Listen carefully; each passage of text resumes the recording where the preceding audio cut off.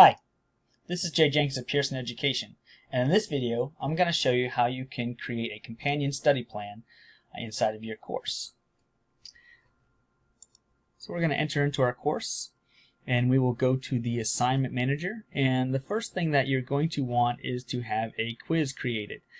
So when we go to the assignment manager, you'll want to have a quiz already created, which I have right here.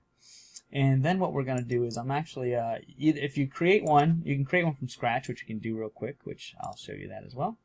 So when you create your quiz, or test, whichever you want to call it, I'm going to call this Companion Study Module 2. Let's just say that. And then we're going to click, we're going to say we want a companion study plan. And what this does is it will now require students to perform a certain amount of the study plan directed by you. And you can have anything from all of the companion study plan objectives are required to none of the companion study plans are required. So let's go ahead and let's add some content here.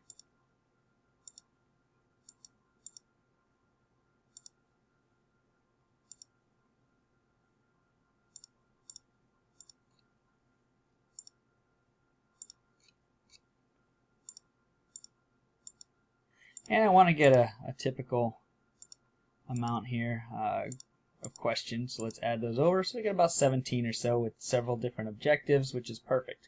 Now when we go in, we choose our settings just like we normally would do inside of an assignment, set up our due dates, set up any information that we need for our quizzes, limit the amount of attempts, and so forth. But the big change is defining the actual companion study plan. And here what you'll notice is the assignment we have is covering section 2.1, a little bit of 2.3. Okay, and you can drill down and you can actually check the actual objectives that are here. You can add to these.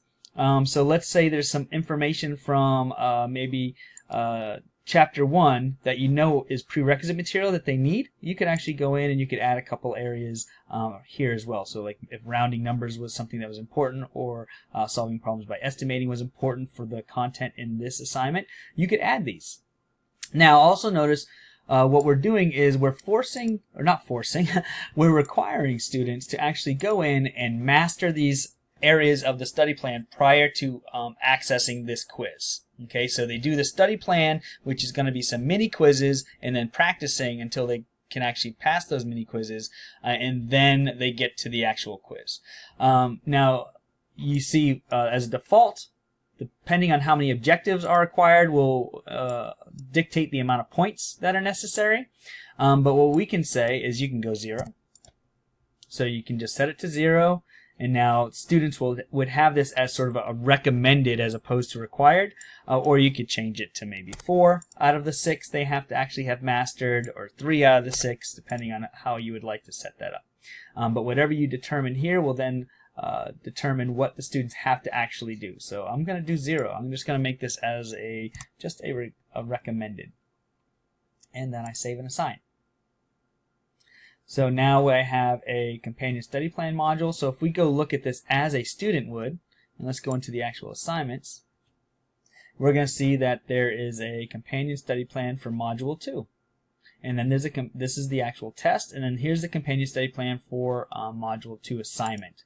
And when I click on that, it takes me to the assignment. It tells me I don't have to master anything in this particular area, but I can go in and I can practice in a quiz, or I can practice with the learning aids.